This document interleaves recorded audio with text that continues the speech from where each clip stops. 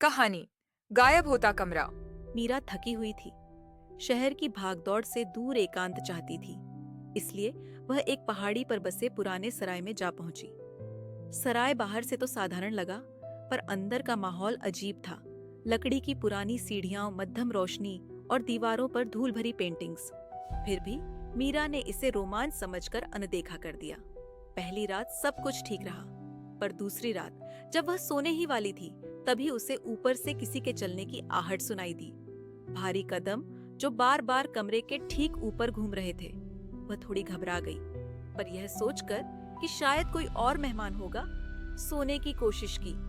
अगली सुबह नाश्ते के दौरान उसने सराय की बुजुर्ग मालकिन से पूछा, माफ कीजिए माँ जी, क्या ऊपर कोई और कमरा है?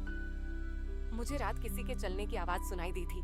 मालकिन ने हैरानी से देखा, फिर धीमे स्वर में बोली, बेटी, सराय की दूसरी मंजिल तो 1964 में आग में जल गई थी। तब से वहाँ कुछ भी नहीं है। मीरा सन्न रह गई। उसने कसम खाकर कहा कि उसने किसी को चलते हुए सुना था। यह सुनकर मालकिन कुछ पल चुप रही, फिर एक पुरानी तस्वीर निकालकर मीरा को दिखाई। वह फोटो उसी सराय की थी, आग से पहले की।